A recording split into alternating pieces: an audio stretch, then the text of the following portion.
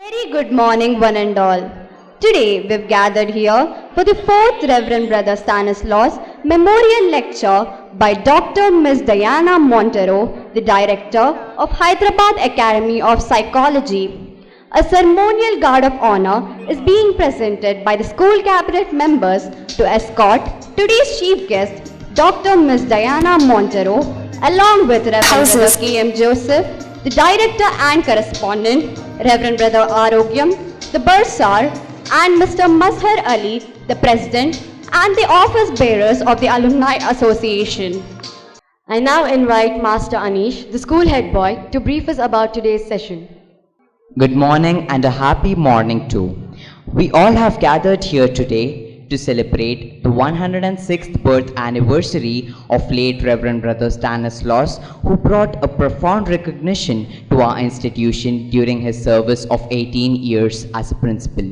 We are deeply indebted to the Alumni Association of SPHS for having organized the 4th Reverend Brother Stanislaus Memorial Lecture to add a nostalgic touch and remembering our Reverend Brother.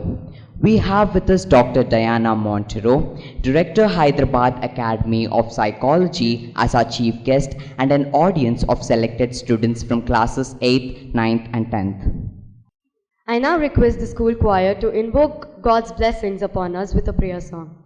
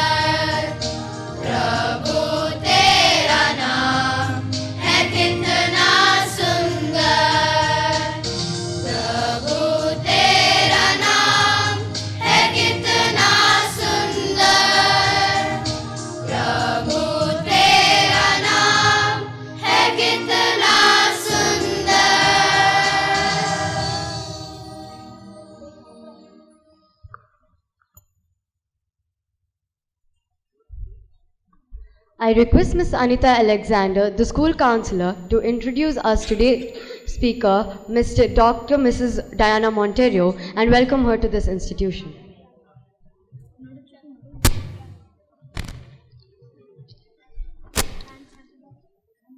Respected members on the stage, dear teachers and students, a very good morning to all of you. On behalf of St. Paul's High School, I am delighted to welcome our guest speaker for today, Dr. Diana Monteiro, one of the renowned psychologists in Hyderabad and the director of the Hyderabad Academy of Psychology located in Secunderabad. We welcome you, ma'am, to St. Paul's High School. I thank our principal, Reverend Brother Sudhakar Reddy, and our Alumni Association for organizing such an insightful seminar for the students of our school. Dr. Monteiro is a member of the prestigious American Psychological Association and is a licensed psychologist and health service provider in Tennessee, USA. She obtained her PhD in counseling psychology from the University of Southern Mississippi, USA. She also worked as a licensed psychologist before returning to India in 2008.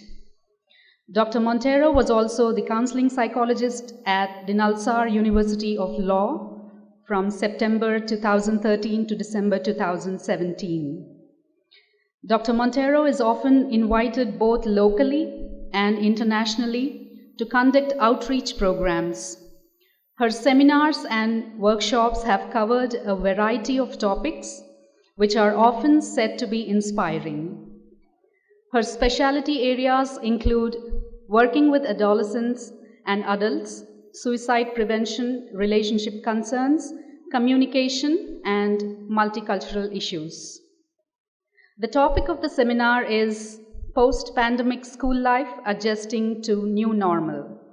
After having witnessed the COVID-19 pandemic crisis for more than 2 years, every one of us, especially children, suffered a lot and are not aware of the negative impacts this had on our minds. We are all gradually beginning to get back to normal. However, there are certain setbacks, and we all have someone here who is renowned in her profession, who can give us clarity and help us adapt to these changes. Ma'am, you have been a source of inspiration to many, and all of us are eager to listen to you and delighted to gain from your expertise. Thank you very much, ma'am, for accepting our invitation and coming over for the seminar. Once again, a warm welcome to you, ma'am. Thank you.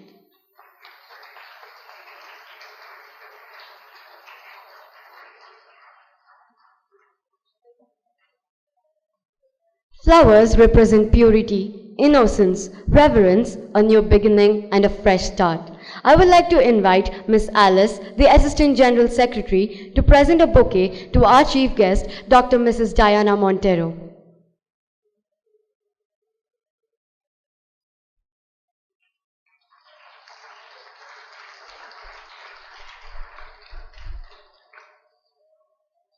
Garlanding of the portrait plays a significant role in Indian culture.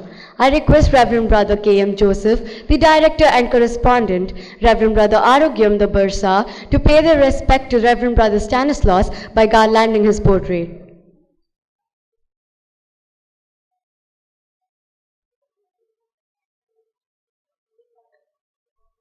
The lighting of the lamp symbolizes the Atma Jyoti, which is eternal knowledge bestowing.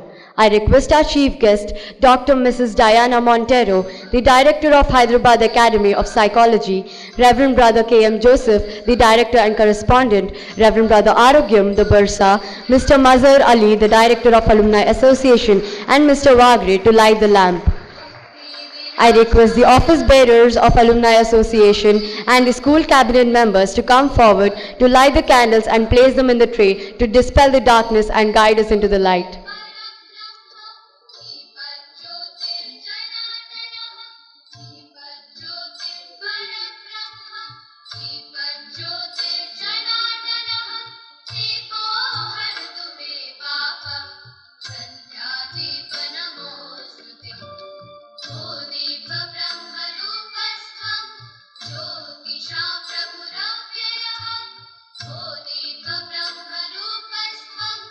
Jyotisha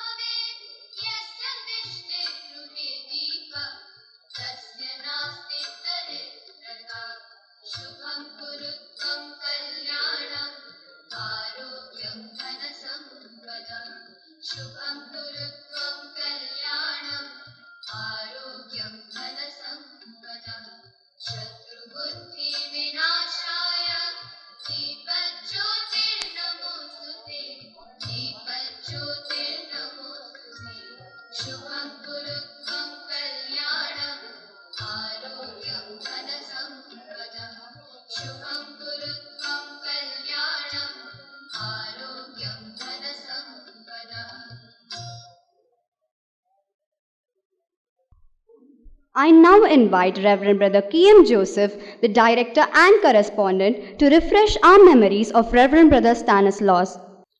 Distinguished dignitaries on the dais, dear staff members, members of the Alumni Association, and my dear students, my dear selected students. You are all selected students. Good morning to all of you. Not lively enough. Good morning. Very good. Actually, to this fourth Stanislaus Memorial Lecture, I am an intruder. I am not supposed to be here. Unfortunately, Sudhakar, our principal, took ill and he is bedridden. So I am forced to come.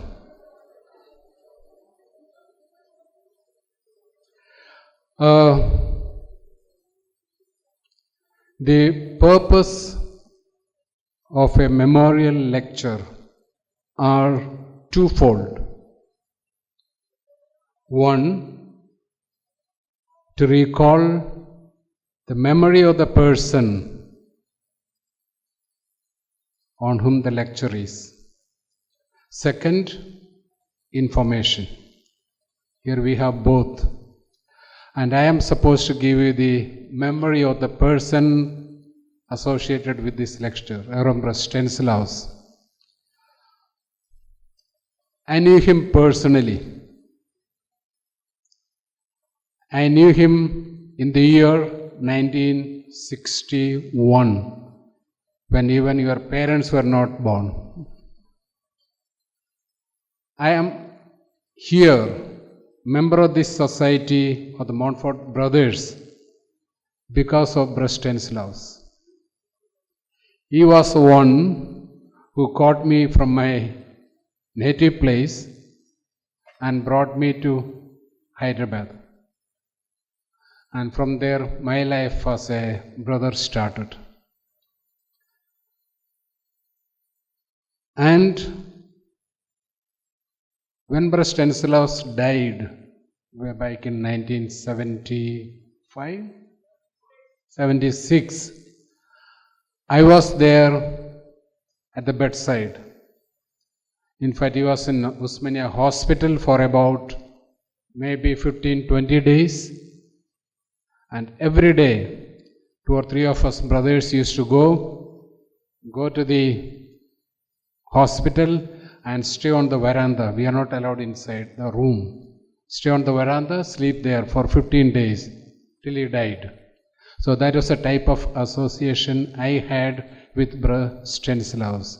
And for me, he is my mentor and he is an inspiration. Brother Stanislaus was great in his own rights.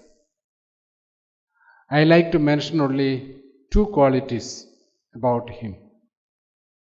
Of course, when he joined the brothers, he was already a matured man. He was in the world. He took part in the independence struggle. And I was told he had gone to the jail also. After that only he joined the brothers. And 2 qualities I like to remind you of, which can inspire us too. The first quality is his love for the poor. He had tremendous love for the poor. Simple example, every Sunday when he was a principal here, morning he used to go to the gate and personally distribute money to all the beggars who gathered there. Every Sunday. That is a ritual almost for him. In other words, his concern for the poor, it is not just giving money, but he himself made sure that he gave the money. That is a concern. And that's the love he had for the poor. This is something all of us can emulate. And that's the purpose of a remembrance of a great man, that we try to emulate some of the good qualities he had. Second, he was totally committed to the students, to the institution, and to teaching. Three great commitments he had. Committed to the students, committed to the institution, and committed to teaching. He was committed to the institution, all of us know. It is he single-handedly built up St. Paul's from the scratch.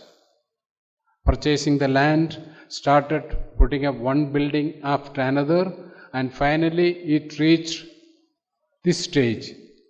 Others added here and there a little bit, but the real foundation and the edifice was built by Reverend Stanislaus. That was his commitment to the institution. It was not easy in those days. There was no money. So, struggling for 15 years, he struggled and built up. That's a great commitment he had. Secondly, his commitment to students. His commitment to students doesn't mean that he was easy with them. No. Those of us who were students, I think some are here still, who are his students, know him well. He was a great disciplinarian. He never spared the rod when it was required. But he was totally committed to the students. If they go astray, he will go after them, even to the theaters, to get them back. And those days, children were very mischievous. They used to escape class to go and see the famous movie in Zamrud. The theater is no more there. But then sometimes Stanislaus used to be there in the theater, catch them and bring them to the school. That is the type of commitment he had for the children, always their welfare. Great quality. Third is his attachment and his commitment to teaching. As a principal, throughout his time as a principal, he taught subject, and his favorite subject was mathematics. And year after year, till the end of his career as a principal, he taught 10th class students mathematics. That is his love for teaching. In other words, he was not just a principal, a professional or a corporate principal. No, he was a principal who was committed to the school, to the institution, building it up, above everything else to the students and to the teaching career and also to the poor. These are some of the very wonderful qualities which I can speak of. It is not from hearsay I am saying this, because I know this. I have seen this. That's why I say that was a great man he was.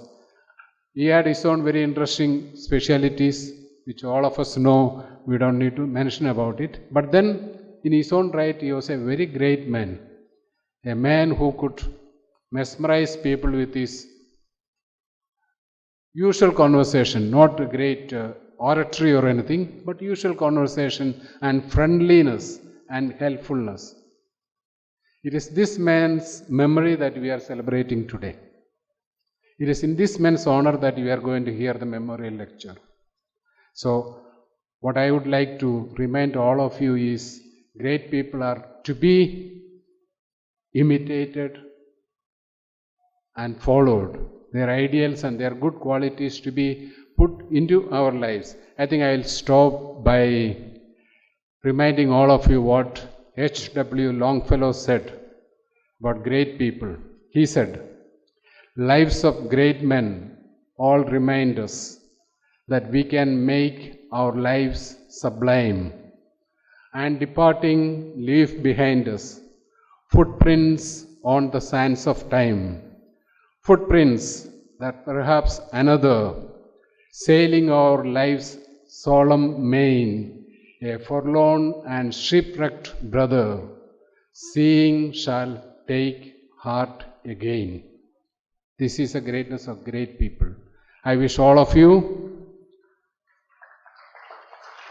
follow the steps Brother Stanislaus has put on the sands of time, follow it, those 4 qualities. Love for the poor, dedication to the institution wherever you are. Today you are in the school, afterwards you will be somewhere else, but be dedicated, be committed, and committed to teaching. All of us, everywhere will be teachers, some stage or other, committed to teaching. This is what I wish all of you. Thank you.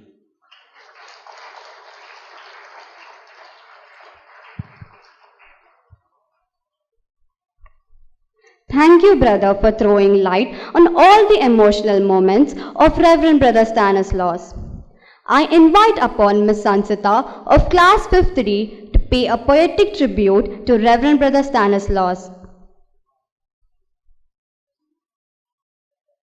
I and Sansita consider this an honor and privilege to stand before all of you and pay my heartfelt tribute to our visionary founder, late Reverend Brother Stanislaus, on his birth anniversary. Reverend Brother Stanislaus, 20 years of palpable legacy, left Napoleons in every field with assured brilliancy. He was called by all an educational utopian, and every parent gave up their rights for this able custodian. His life and service encouraged a whole generation, and his banner of goodwill still flies in every nation. He exuded calmness, generosity, and religious perseverance, and through all ordinance upheld his Montforian reverence. His memories are etched in the hearts of many Napoleon. So, let's all close our eyes for a few seconds in prayer for this great veteran.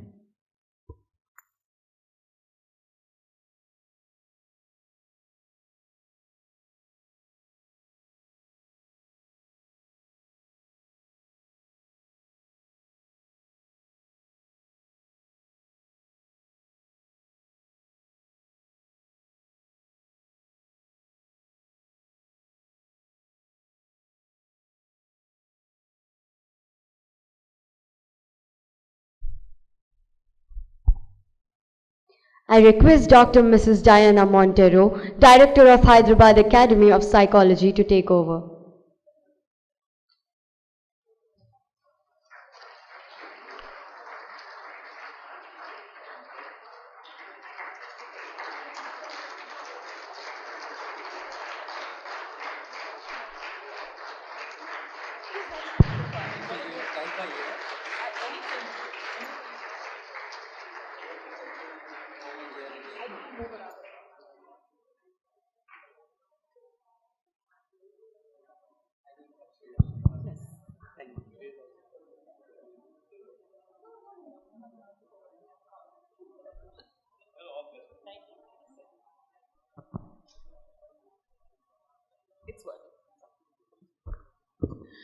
All right, good morning, everybody. Everyone had a good night's rest last night? Yes? Anyone sleepy? Had a big breakfast and now is super sleepy. Dosa, vada, idli. Hungry right now because I'm talking about food. No? All right, thank you so much, firstly, to the management of St. Paul's for having me here, as well as the Alumni Association, and thank you to all of you for being present here. I really am so excited. It's been a while since I've done talks like this because of the masks you all are wearing, right? Because of COVID, right? Yes. So it's new for me as well to come back to the stage and talk to people, because usually we're sitting in front of a screen, right? We're wearing a really nice t-shirt on top and shorts below, right? And hopefully you don't have to stand up in the middle and show everybody what's on our laptop, how we're actually looking. So today I got to dress up. So thank you for that too. I'm so happy to be here. I'm going to talk to you about a whole bunch of things today. But really, I promise you, most of it you already know, okay? I'm going to put it into a structure for you so that hopefully you'll remember some of these things. Does that sound good? Okay, fantastic. All right, so let's see. All right, so I think many of you needed this, right? My children did. So I talk about my children a lot because I draw a lot of my examples from them. You remember your first day of school back from after the pandemic? Yeah? Yeah. You were excited? Yes. First day of the pandemic when school closed down, you were excited? Yes. My children were very excited too. Can stay at home. They're 7 years old and 5 years old now, right? So they saw their teachers online. And when they went to school, they didn't recognize their teacher because they only saw their face, no, of the teacher. The teacher looked much taller than they thought. So my daughter said, "Who is that? Is that my teacher?" So I told the teacher, put a screen in front of your face and maybe the children will recognize you, right? You all recognized your teachers easily? Yes, good. You guys are a little bit older. So what are we going to talk about today? We're going to talk about these things. How you got affected by COVID. Yeah? How many of you had COVID? Yeah, lots of us had COVID, huh? All of you who didn't, I'm so glad you didn't. My goodness. Okay, all of you better? Healthy, back to normal? Very good. I had COVID 2 times. I know. And I took vaccinations also, but I had very mild COVID. So it was just like having a cold and getting better, right? So we're all going to be fine now because science has done amazing things. We've prayed, everything's gone well, so we're going to be healthy now. But we did get affected by COVID. We did get affected. School got affected, right? Not only in those 2 years, even now. Because we're still struggling to figure out how to breathe with that mask, sit with your friend in class, right? And my son came to me about 1 week after school started and said, "Mama, when I wear my mask, my mouth feels like I'm smelling. I need, Tic Tacs, or I need Listerine, mouthwash after I eat. Because if you eat onion, your nose is smelling onion all afternoon, right?" Yeah, these are the kinds of problems we don't know what to do about right now. So we're going to talk about COVID. We're going to talk about coming back to school. We're going to talk about your parents, yeah, who are so happy you came back to school, right? Yes, even I was very happy when my children went back to school, absolutely. And we're going to talk about how to succeed, yeah, with all the things that brother just mentioned, dedication, being certain that you will succeed if you do certain things. We'll give you some tips about that, right? So, what was online school like? Yeah, I asked some kids, and you tell me, what was the one thing you liked about online school?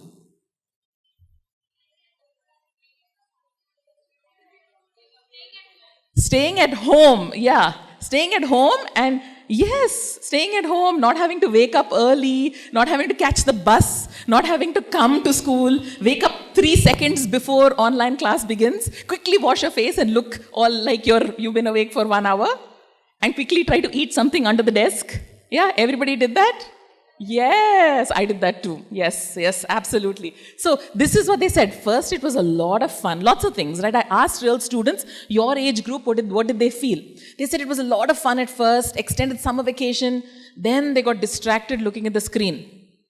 Yeah, it was boring to keep looking at a screen the whole time. So when the teacher would call your name, sometimes turn off the video quickly and say, "Oh, ma'am, I went to the bathroom," right? Or connection is bad, internet connection is bad. We all use those excuses, no? Yes, absolutely. Could get away with not doing homework, I believe. Yeah, one of the students said it was nice, but then when school started, I was scared to go because my notebooks were all empty. Because the teacher thought everyone's nodding, huh? We were all gundas. We all did this, right? Absolutely. Then what else? Missing out on friends. That was the number one thing, I think, no? Not seeing your friends. The day the pandemic started and the lockdown began, we didn't realize that we won't have our friends around. 2 years later, when we saw our friends, it was like the best thing in the world, no? Everybody was hugging and kissing and jumping around like crazy. Yeah? I saw the pictures, yes, it's true, yeah. And then what else? Family, staying at home. It was fun at first, but after that, suddenly lockdown, so you had to do the work at home, help clean up. Yeah, that was also hard. And then mommy and daddy were getting more and more angry, more and more irritated. You were getting more and more angry and irritated. Yes, all of this happened to us. So, what about exams? Everyone's saying copying. Don't say that. Shh, they're all sitting in the back over there. Hush. I'm kidding. Yes, it was easier to do things that were not so good with online school, right? So now when you come back to school, you actually have to sit and write an exam and teachers watching you. So much harder. It's not harder in that you didn't study. It's harder because it's scary. Our heart rate goes up. We get anxious about these things, right? So basically, your personality either liked the lockdown or didn't like it, liked being home or didn't like it. But now we're all back at school. You've been back at school since June? Yes. Is everyone happy being back in school? We never want another lockdown like that. Yeah. Once in a while, we don't mind 1 or 2 holidays extra. But otherwise, we definitely want to come to school. Yes. So, let's talk about then what parents said. Do you all recognize what that says? Oh yeah, who is that? I'm sorry, yes. I don't know who that is, by the way. I know, so shocking. I feel so old. I'm so sorry. You all know who that is. I know, my God, the kids are going... My students, I have a class of students who are older students, but they told me, you should put a Korean band on there. I went and Googled Korean band because I didn't know what it was. They said they will love it. You guys love it, huh? Oh, yes. They told me that also. No, they told me that also. Some will like it, some won't like it. Okay. Well, I'm on your side. I don't know it at all, yeah? But what parents said, too much. When children come to me for counseling, I'm a counselor, right? So when parents bring their children to me for counseling, they'll say, too much Korean band, madam. They have to stop it. Yeah, the girls are like, yes, my parents will say this, for sure. Yes. What did parents say? Number one thing happened in the pandemic? All your parents said? All the time, phone, laptop, tab, stop it. And then you said, but I need it for my classes. Right, I need it for my classes, I need it for homework. And instead we were scrolling on YouTube. Yes, I know. I have children too, see? So I know, yeah. So social media was a problem. Kids were getting angry easily, parents said. They didn't know how to control their anger. Emotional regulation is regulating your emotions. They didn't know how to control feelings, strong feelings, right? Then transition from online to offline was very difficult. Starting with waking up in the morning, eating breakfast on time, coming to school, figuring out lunch again at school, all hard things, right? Yeah. Sleep became very affected because we were sleeping all different times. Sleep became a problem. Focus became a problem. Now sitting in class and focusing has become hard as well sometimes. But nicely, teachers make sure you actually focus, right? But it was hard. So that's what parents said. And they said, procrastination. What is procrastination? Delaying everything, saying, I'll do it later. Postponing. Thank you. What a smart group of kids here. Thank you. Postponing things constantly. Absolutely. That's what happened. So then, when you came back to school, what happened? Ooh, let's go here. Friends, you have a canteen? No? But we have all sorts of things outside we can get. No. Something, some channa, some bandi, some this, some ice cream, some we couldn't get before. Friends were number one. This is what kids told me. Going back to the canteen and hanging out was so much fun. Learning became easier because now you could actually listen in class as opposed to fall asleep by turning off your video, right? So you were actually listening in class. Boredom became less. Your routine got set better. Now I know you might not love these things, but they are the things that help. Yeah. Then, did anyone worry if anyone sneezes in your class? If someone comes with a cold or sneezes, yes, we're like, oh, stay away from them, my God. Right? That's what we are scared of. So, we started worrying more about catching something. And, I have little kids, right? They are catching everything. So, last month, for 3 weeks, we didn't go to school. Once they got stomach upset. Next time, they got hand-foot-mouth disease. After that, we got COVID. Now, they both have a cold. So constantly, so now parents have decided if you have a cold, send you to school because how long can we keep you home? You guys are a little older, so you have good immunity, thankfully, right? Now, also one student said, I have to now listen in class whether I want to or not. I can't turn off the video and the teacher stops seeing me. Does that happen to you? You wish you could just turn off your video in your classroom right now and hide under the desk? No, you guys are good kids. You want to listen. Okay, so what's happening now is that I can see so many of us are in masks, right? Even I wear a mask all the time because I'm giving this lecture. I'm not wearing a mask right now. I also feel like, oh, I just had COVID, so I can't catch it right now. So it's okay for 2 or 3 weeks to not wear a mask, right? But wearing a mask is hard. No? Because I'm looking at you and I can see that you're maybe smiling, maybe not, maybe you're angry, but I can't tell. Right? So when I'm looking at you, it's hard to even tell what your expressions are, how you're feeling about what is being taught to you, what I am saying to you. Now you're responding, you're saying, oh, BTS, so you're happy about that. I can tell that, but it's so much harder. Wearing a mask so many hours a day is hard, and yet we have to do it to stay healthy and be healthy, right? These are the big challenges we've had coming back to school. So let's do a quick test. Okay? Ready? Yeah? Okay. I assume if this is put online, then your parents will have access to watching it, and you can do the test with them as well. Okay? And let's see how many they get right. All right? You just have to shout out the answer for me. Okay? Ready? Which story is this? Red Riding Hood. Girls. Awesome. Girl power is good here. Zoom, the answer came out. Okay, come on, boys. Next one. Okay, the boys definitely got that one. Man, boys are competitive here. I can see that. Wonderful. Snow White and the Seven Dwarfs. Very good. Pinocchio. Very good. Yeah, it's also there. Yes, Robin Hood and Tarzan. Okay, now you guys don't say anything. Let's get the backbenchers, all those uncles and brothers back there to tell us what the next one is, okay? Don't say anything. Hold on. Let's see if they know this one.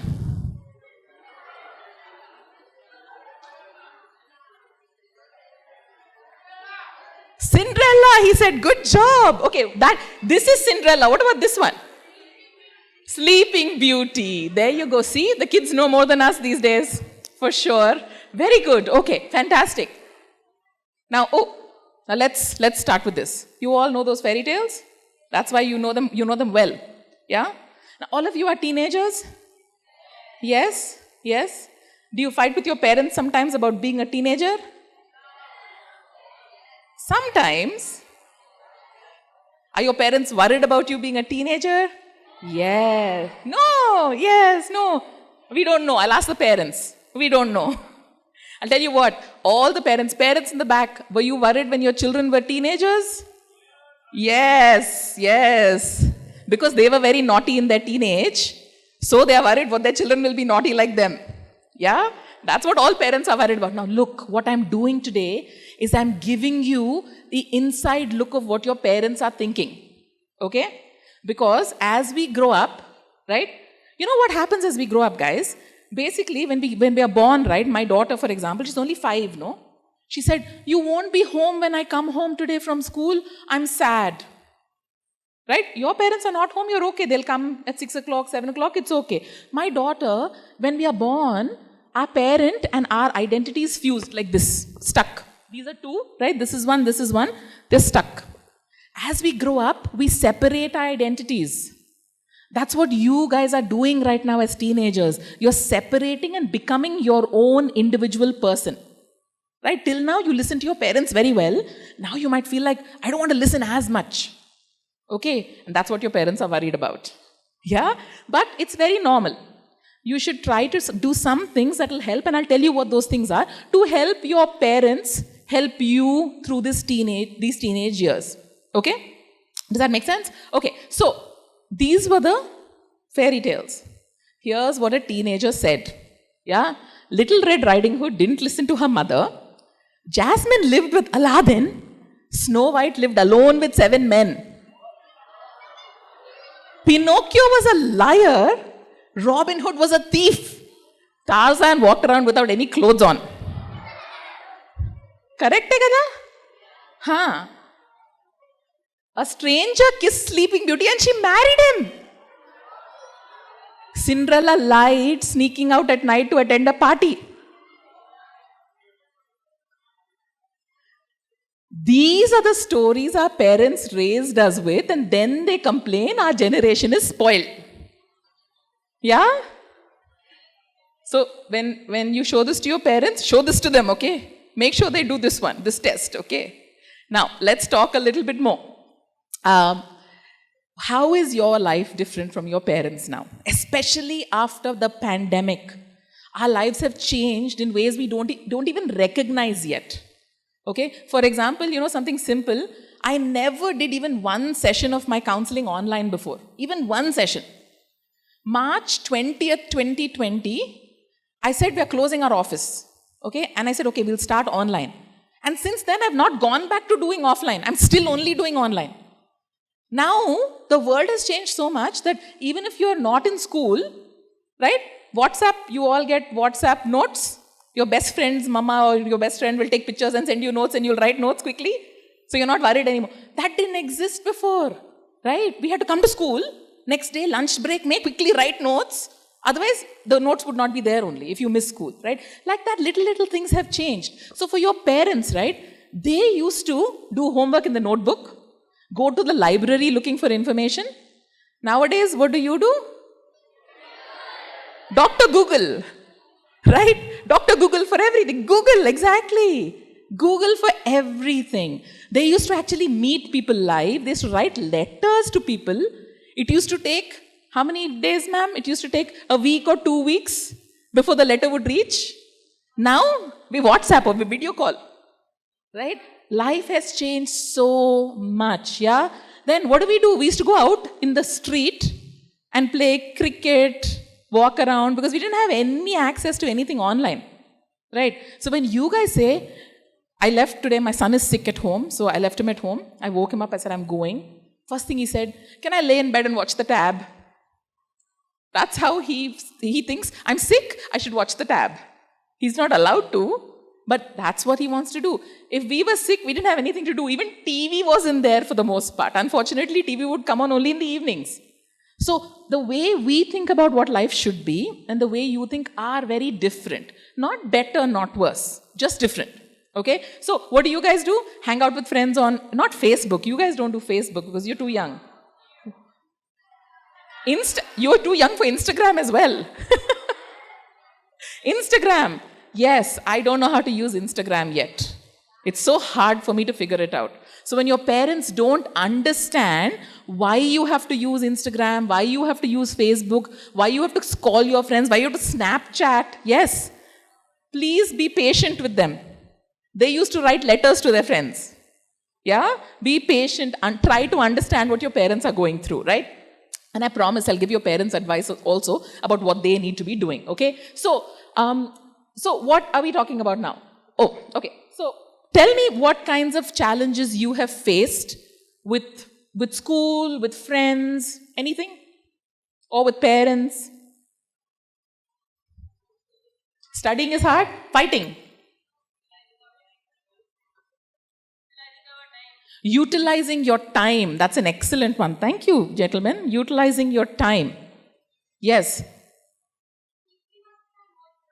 Keeping up with your notes. Yes, utilizing time, keeping up with your notes. What else?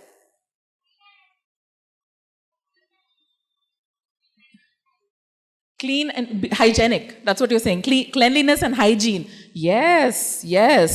Cleanliness and hygiene is another thing. So those of you also in your 8th, 9th, 10th year. So those of you in the 10th especially are feeling the pressure of what to choose next to study. Yeah. Some people have chosen in 7th class only nowadays what to choose next to study. So if you haven't chosen it yet, you're feeling the pressure as well of what to do, right? Okay, so you are all, in my mind, right? You are all students, yeah? Your role as a student is what? To do what? Study. Study. You think if you study well, things will get easier for you? It will, for the most part. If you don't study well, they'll be harder for you for sure. Okay? If you study well, things do get easier for you. This is just experience. Now, I'm not saying you always have to get 95%, okay? I promise you, I didn't get 95%. I still got the highest degree possible. But you have to study enough and you have to know how to study. Okay? Now, my job is a psychologist. So I have to talk to people and help them. My job is a mother. I have to take care of my children. Like that, I think you guys are in the student part of life right now. Your job is to study and do well. Yeah? Everybody knows how to study well? Only some hands are coming up. Yeah. Everybody's saying yes. That's not statistically possible, by the way. Everybody cannot know to study well. But everybody knows some tips to study, right? When do you study? You study day before the exam? Some are saying yes, some are saying no. Okay, what do you do then? You study at least 1 week before the exam? No. Okay, you study every day after the lesson has been taught in class. What? Yes. Now you know, how you study matters in the sense that it depends on how intelligent you are. Okay? Everyone here is very intelligent?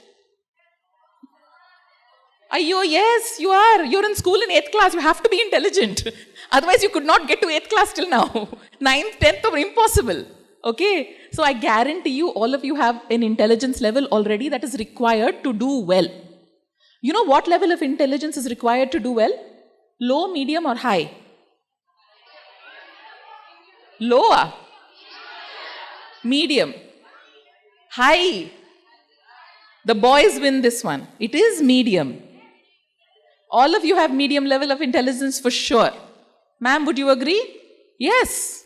They all have medium level of intelligence. So, to succeed, what you need is some basic tips on how to study to do well. Okay? And some other things you have to do in life. Now, what you learn in school is perfect. Okay? Nothing has changed about that, in that your teachers will teach it to you, you will take notes, you will write your exam, all of that continues.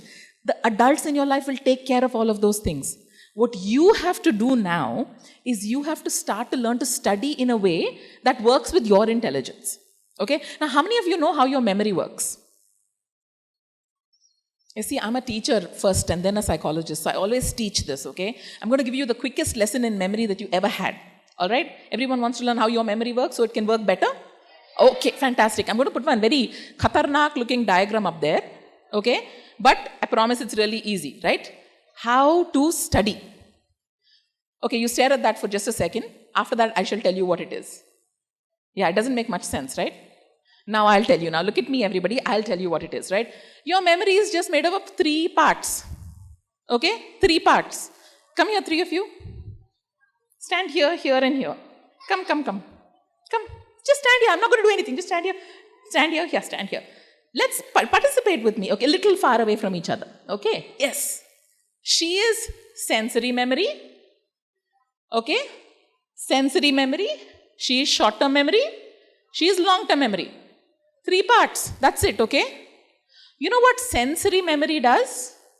It takes information from your sense organs. What are your sense organs? How many? Excellent. It takes information from there. So right now, what information are we getting from the sense organs?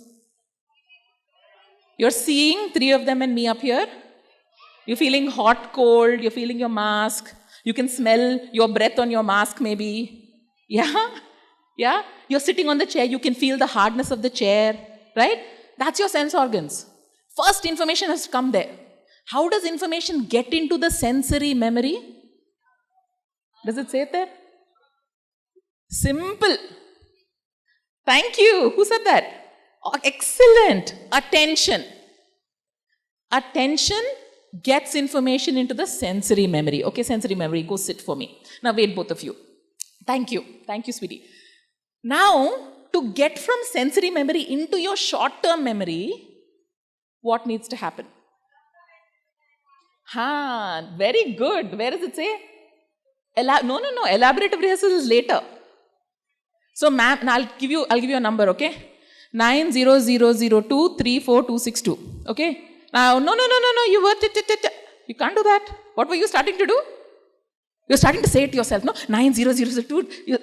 That's what gets the information into the short-term memory. You rehearse it and rehearse it and rehearse it. Right? 2 1s are 2, 2 2s are 4, 2 3s are 6, 2 4. If I ask my son's learning that now. I say 7 5s, he'll go, 7 1s are 7, 7. He has to go in order, right? He's learned it like that, he has to remember it like that. But where's that coming from? Is that coming from his short-term memory? The 2 1s are 2, 2 2s are 4. It's coming from long-term, it went there already.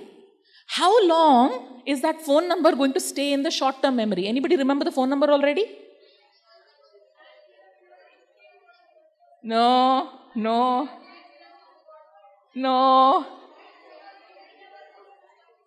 You're trying. Yes, you're trying.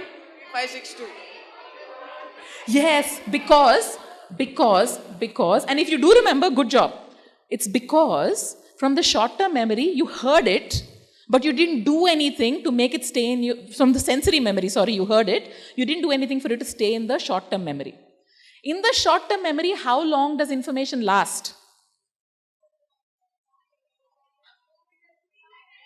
5 to 10 to 15 minutes.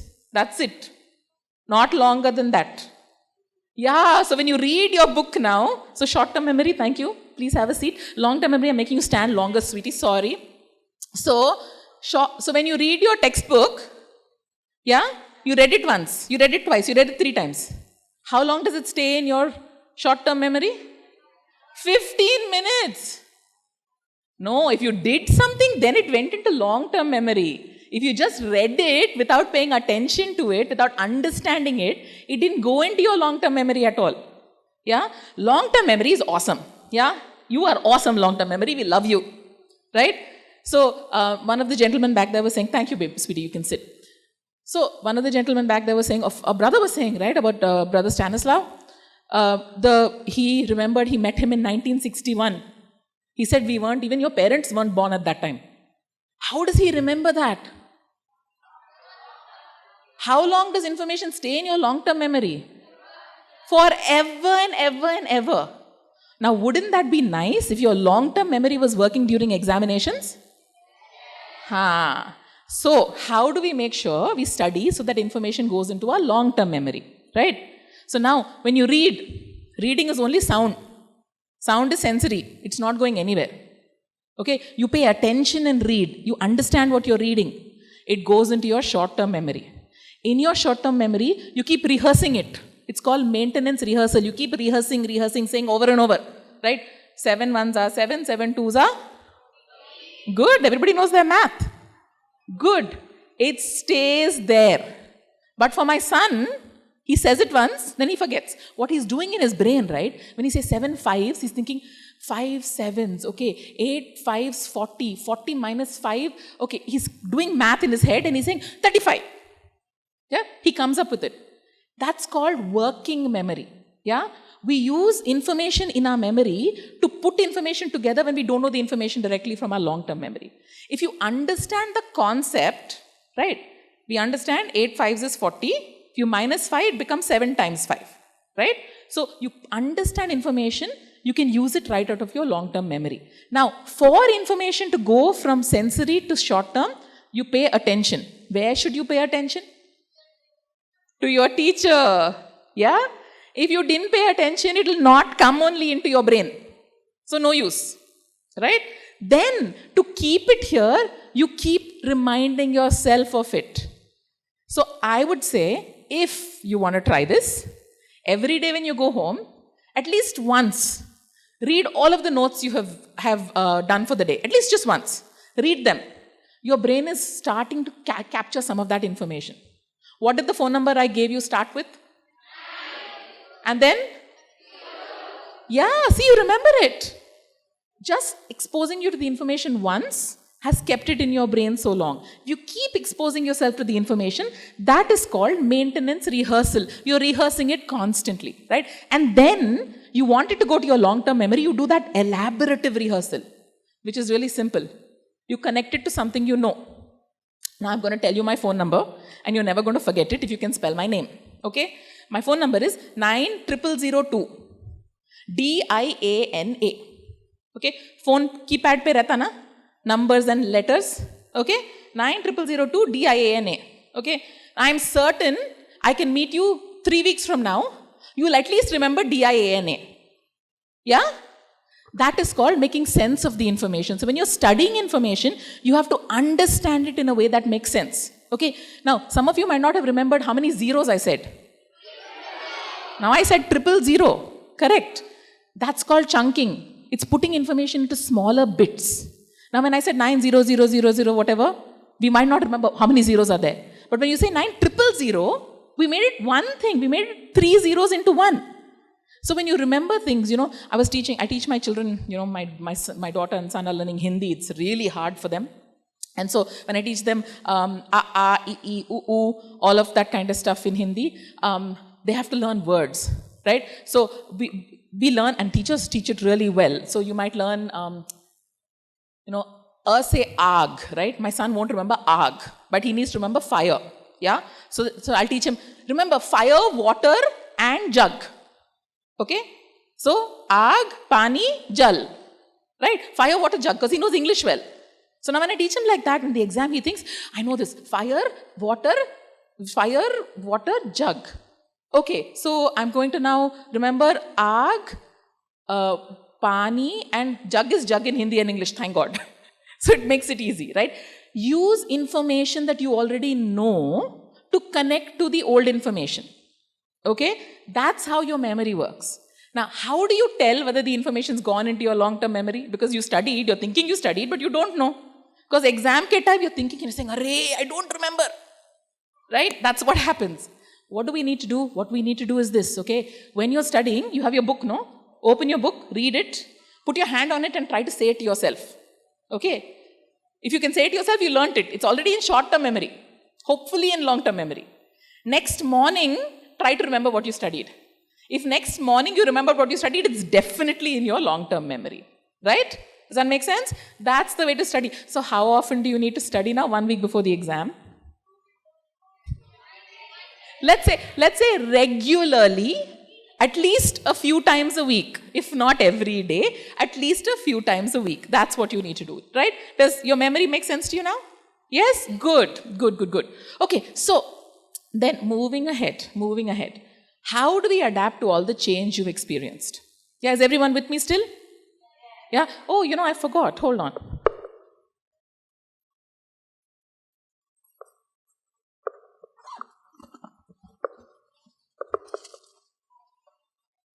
My attention boy, come here. Who said attention? That's for you. Oh, careful. And the 3 girls, my memory girls, this is for you. Here you go. I shouldn't forget, no. Thank you so much. You are very welcome.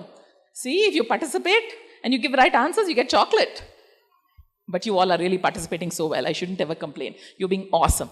Okay, so moving ahead. Everyone still awake? Anyone snoring? No? Bored? No? Okay. All right. Now we're going to talk about how to adapt to change. I'm going to tell you some really very basic things. You do all of those things? You breathe? Yes? Really? Are you sure? Good. When teacher comes into the classroom, math teacher, yeah, everybody has math, and says, surprise test today. What happens to you? Something happens here, no? Duck, becomes duck. Right? Except the topper. Topper says, no problem, I shall do it. Yeah? No. Even topper feels that way. Just now when I was sitting up there and father was giving, brother was, I'm going on calling you all father because in my head it's father. Sorry. Brother was giving his speech. My heart was doing duck. Oh my God, will they like me? Won't they like me? It's very normal to feel that way, right? Very normal to feel that way. Nothing wrong with that. Now, interestingly, what happens is, if your heartbeat goes up, your brain says, ayyo, something's wrong. Okay. Now, I walked up the stairs. You all walked up the stairs as well to come here? Yeah? I walked up and I'm a little bit, healthy, right? So what happened to my heartbeat? What happened to my breath? I was doing walking up, right? Normal, no? Walk upstairs, so many stairs, your heart goes tuck, and you breathe heavy. My brain is saying, it's okay, she's walking up the stairs, nothing's wrong. Okay, but when you are sitting in your classroom and suddenly your heart rate goes up, your brain is saying, what happened? She's not walking, no feedback from the muscles saying she's doing anything. Why is the heart rate up? Why is his heart rate up? The brain says something's wrong, shut down. It does, it really does. It's like if suddenly something fell from top and it was just something that looked like a snake. Right? In the back, they'll all be looking. The front people will jump back, no? I mean, if a snake fell here, I will jump back. Okay? Then you'll all start laughing because it was just a small rope. Right? And you'll say, oh, But how does the brain work? When something shocking happens, it says, first step away, see what's wrong, and if it's safe, then we'll start the brain back up, like booting up your computer. Okay? Otherwise, if I'm waiting, false. Oh, acha, snake, okay, what should I do? Move back, but snake has bitten me already. Right? So the brain, our old brain has this mechanism that we jump back first, okay, and then we react to things. So your heart, when it goes up, your heart rate when it goes up, right, your heartbeat goes up, your brain says something's wrong, shut down the thinking part of the brain. The thinking part of the brain is up here. And now you have surprise test. Sometimes it happens to us on exams as well, especially after COVID has come, no? When we have tried exams in person, Ayo, exam, what to do? I don't want to go to school, I have stomachache, I have headache, I have something going on. It's because your brain is saying, your heart is saying something's wrong, shut down. So when you sit on the exam, you've studied really well, but you can't remember anything. That's your brain shutting down. We can turn the brain back on by doing something simple. What is that? Breathing. Why is our heart rate going up? It's because we're not taking enough oxygen, because we tense up. We don't breathe enough. So we take a deep breath in and let that deep breath out. Your heart rate starts to come down and your brain says, oh, heart rate is coming back down. Top brain, computer part of the brain can work. It starts it back up. Yeah? So next time you're stressed about something, all you have to do is take a deep breath in and breathe it out. Let's practice once, okay? Now, everybody knows pizza? One slice of pizza, how it is, which shape? Triangle, right? Your lungs are like that, one triangle with the tip of the pizza here and the broad part down here, okay? So when we are breathing, we can't, well, not only air should not go here, it should go down to the broad part of the pizza, right? So we're doing a deep breath in, we're holding it, and then we're breathing out through the mouth. Everyone try once. Breathe in, hold it, and breathe out. You breathe out through your mouth. Breathe in through your nose. Okay? Breathe in through your nose, breathe out through your mouth. Once more. Hold, breathe out. If you do this 5 to 10 times when you're anxious, your anxiety comes down. Okay? Try it. Simple thing to do. In the exam also you can do without telling anybody else. You can breathe without nobody knowing, right? So nobody needs to know this as well. Yeah? Then, how much do you guys sleep? How many hours do you sleep each day? Okay, wait. I'm sorry. I should ask your parents how many hours you sleep each day. Right? They will tell me 10 hours, 12 hours. No, you guys are teenagers. So it's like 5 to 6 hours maybe. No. Okay, great, good. You need to sleep between 8 and 10 hours, okay? You need to sleep between 8 and 10 hours for your brain to work well, okay? As you grow older, it gets lesser, but everybody needs 7 to 8 hours of sleep for sure, right? What does this matter? If you do these things, guys, you will stay mentally healthy always, okay? If you do these things, you'll stay mentally healthy always, right? So, all of you eat enough? Backbenchers, do you all eat enough? Yes, how many meals a day do you eat? 3 to 4, very good. So no worries there. Mostly you should try to eat healthy things and not only junk, but whatever you eat, you're young, so you can get away with it right now. So no problem there. Do you exercise or play? In school, at home? Now wait. Do you play online games or offline games? Both. Yes, both. I am talking about offline, actual in-person playing, not just online playing, right? So you have to do both as well. And then you have to study, we talked about that. Now, listen, here's the trick. If you do these 5 things on the top, you will do well. I guarantee it. Okay? It's that simple. You do these 5 things regularly, you will be fine. Sleep, eat, breathe, exercise are the most important things along with your role, which is study. Then we come to that difficult one. Screen time. How much screen time should you have? Okay, wait. How much screen time do your parents think you should have? Right. 20 minutes a day to 1 hour to 0. Right? To 0. Many parents say 0 screen time. My son is doing negotiating with me right now because we are going next week on vacation. Dasara holidays, no? He said, Mama, I did well on exams. His standard was this. He came home with his marks. He said, I passed everything. I'm like, oh my God, passing is not the criteria, dude. But he got good marks in everything. So he says, I got good marks. Can I please have my phone back during the Dasara holidays for 2 weeks? Should I give it to him?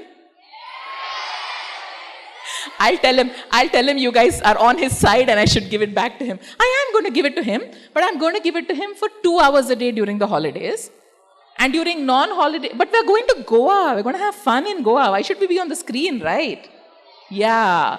So 2 hours in the holidays, 0 during school days. Okay. Now, listen. You know why screen time is not good? It's not just about your eyesight. It's not just about your eyesight. TV, screen time, all of that is not good. Yes.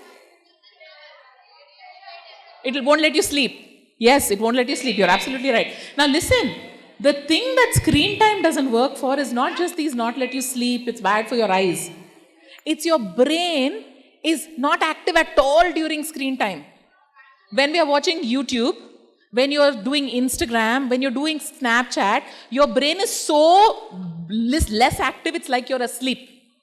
Research has shown that when you are watching a TV and you're watching something mindless on TV, YouTube, your brain activity is so low that your brain is not even registering much activity. It's like you're asleep. That's the problem. So your brain is getting, I tell my children, your brain is turning to mush.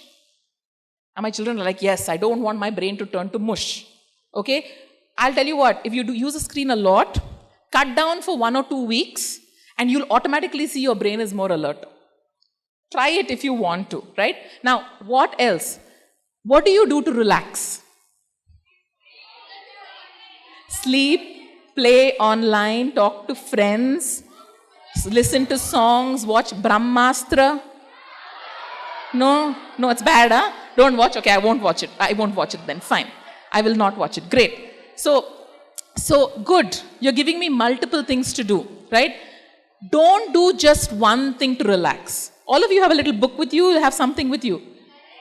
Oh, okay, you can remember it in your head as well. 5 things you're going to write down today, your homework from this lecture. 5 things to write down that are relaxing to you that you will do. When you get bored, that don't involve any screens. No screens, 5 things that you can do. Your own things. It could be listen to music. It could be read a book. It could be play a game. It could be watch something. It could be cook something. It could be playing with dominoes. Absolutely. Fantastic. You can play with all of those things. No screens. At least 5 different things that are fun to do. Okay? The next time you're bored, before you take a screen up, what you want to do is you want to try those 5 things. Okay? You have to try all 5 before you go to a screen. These are the different things you should be doing so that your brain doesn't get addicted to screens. Okay? Your brain is still growing. Do you know how long your brain grows? 18. The boys here are saying 18. Do you know your brain continues to grow till 23, 24? So, until 23, 24, protect your brain so that it doesn't get messed up. Right? After 23, 24, you can do more things to it because your brain will work better at that time. Okay? Not that your brains don't work well. I can see they're super right now already. So, this is what I would suggest. I would suggest set a routine. What time you wake up in the morning? 5:30, 6, 7, 7:30, whatever it might be. Wake up around the same time every day. Go to bed at around the same time every day. Okay? Eat breakfast, lunch and dinner around the same time every day. Right? Those things set a routine for you every day. Don't do crazy things, sleeping one time one day, getting up another time one day. Doesn't work. Even on weekends, try to sleep and wake up at the same time every day. That really helps, right? Break down hard tasks into smaller tasks. So you guys have, exams that will be coming up, or exams are over? Okay, some exams will come in the future also. Right? Final exams. So much to study. Break it down into little by little. 2 pages at a time you study. Don't study the whole chapter. 2 pages at a time. Before you know it, the 30 pages of that chapter will be over. Right? Break down hard things into smaller tasks. Otherwise, our brain thinks, oh, this is too hard, I don't want to do it. Right? Then, what else do we do? Plan and organize. Every day you pack your bags. Look at your timetable, pack your bag, bring your books. Good, you're already organized, right? You're already very organized. You're already doing that very, very well. Excellent. Set goals. Do you guys have goals? Do you ever say to yourself, this exam, I'm going to get 90%? Yes? No? You know, if you set a goal, folks, if you set a goal, you will achieve it. If you don't set a goal, you won't achieve it. Okay? It's like getting on the bus from here and saying, I'll get on any bus. It'll go anywhere, no? If I say I want to go to high-tech city, then I know which bus to get on. So it's setting a goal. Research shows setting a goal, saying I want to do this, means you will achieve the goal. Not setting a goal won't let you achieve the goal. Okay? So set a goal for yourselves. I want to wake up on time, sleep on time. I want to get this many marks on this subject. Specific goals will help a great deal, right? And then, if you are struggling, ask for help. Do you guys ask for help if you're struggling? From friends? From teachers? From parents? Okay, if you can't tell anybody, do you know your school counselor? So see, your school counselor standing up back there. That's your school counselor. You know her, right? You can go to her for help anytime you need it as well. Yeah? Okay, fantastic. Now, I'm going to tell your parents some things. Yeah? Will you promise to tell your parents these things when you go home today? Good job. Okay. Tell them we need a routine. Let's follow a routine. Establishing routines is very important for children. And you guys are children, even though it feels like you're adults in your head. You are children, right? So establish routines for them. Now, parents, do you talk to your parents? Do your parents talk to you? Good, very good.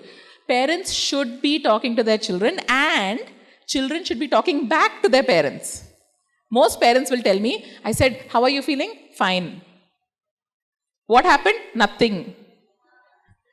This is what teenagers do very well. Yeah? They don't want to talk. Talking really helps because then your parents won't be worried about you and you can tell them what's going on with you, right? So you have to talk to your parents, and parents, please normalize your children's feelings. Yeah?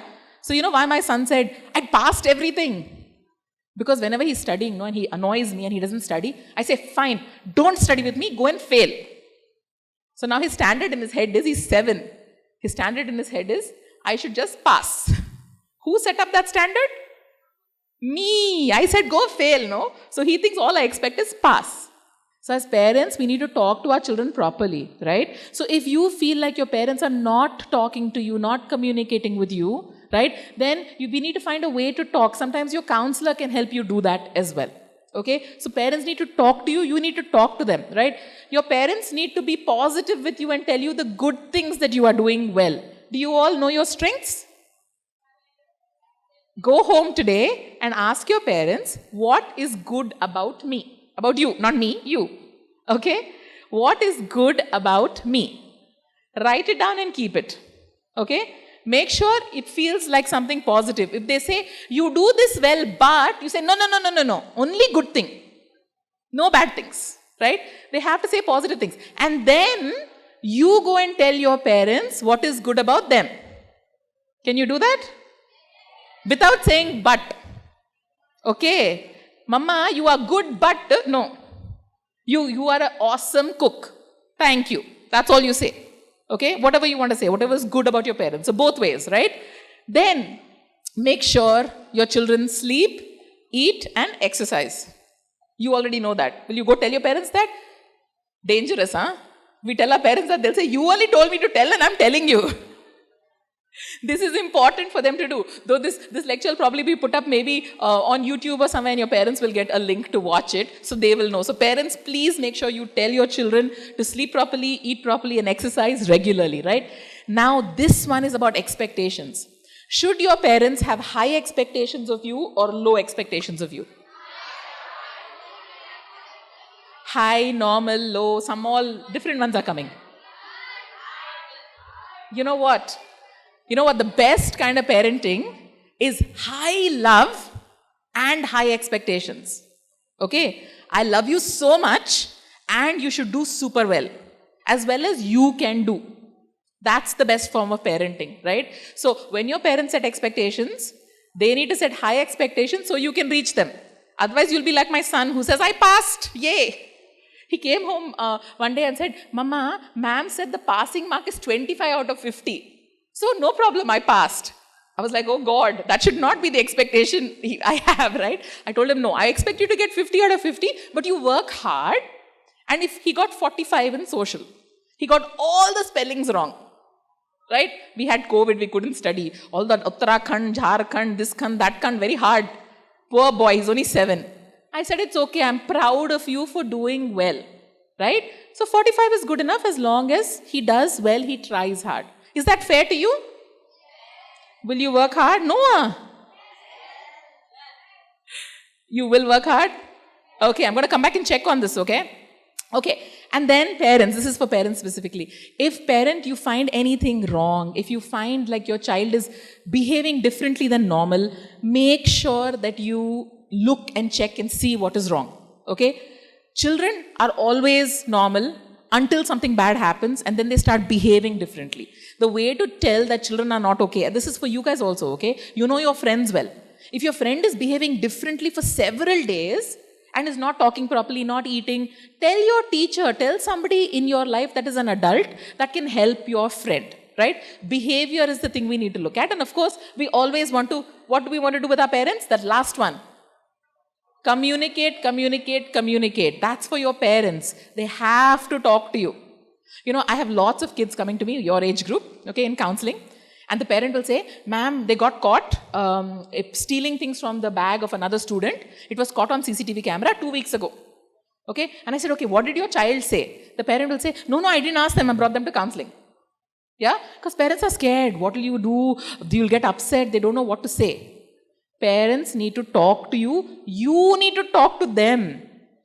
If anything bad happens to you, you need to talk to your parents and tell them what's going on. That's really, really important. That's the way to good mental health in the future, right? And of course, if the child is not getting help, not getting better, get professional help. There's a counselor in your school. There's lots of counselors available. Please get the child the help they need, right?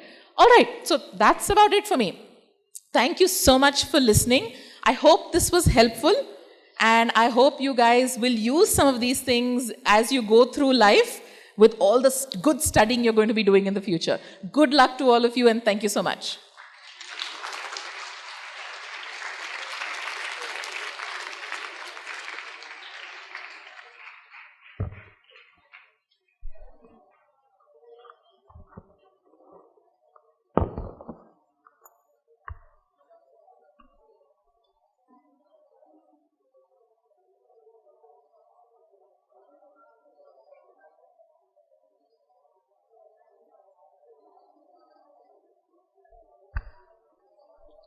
I invite Master Mohammed Ahmed, the General Secretary, to propose the vote of thanks.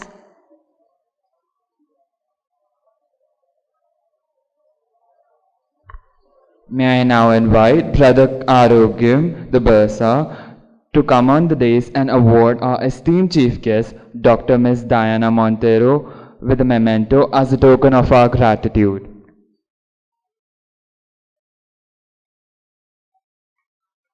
May I now invite Brother K.M. Joseph on the dais.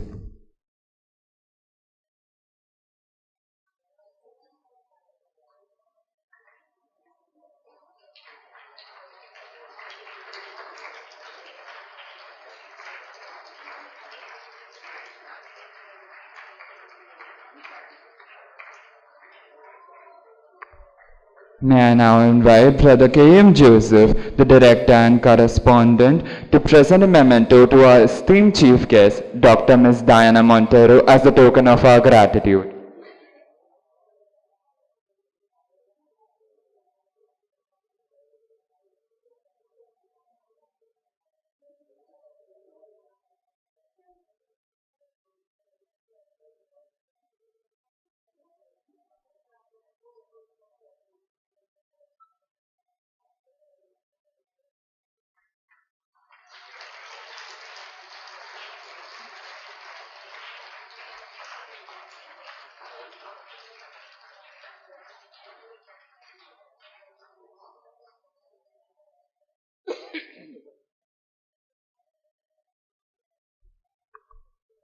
Now I invite Dr. Shriran to propose the vote of thanks.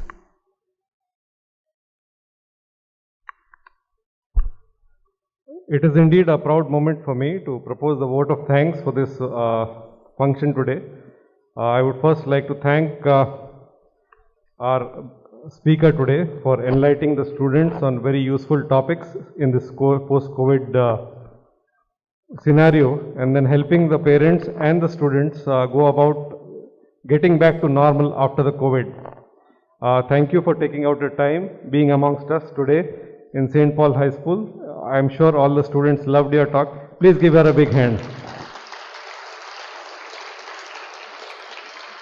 I would like to thank our Brother Sudhakar Reddy sir, Brother Joseph, and all the members of Alumni Association, the school teachers, and all the students for being here on this morning and then taking part in the Stanislaus Memorial Lecture.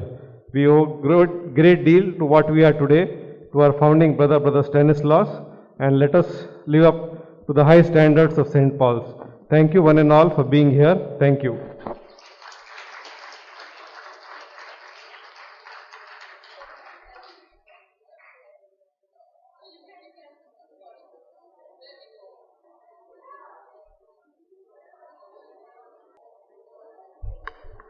Students, once again, let's give a big round of applause for Dr. Diana Monteiro for this lovely session that she has put us through. And let's go this way.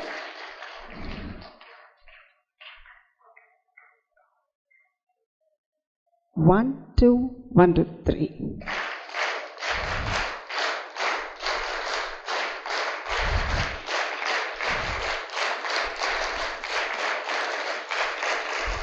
Thank you. Thank you, ma'am.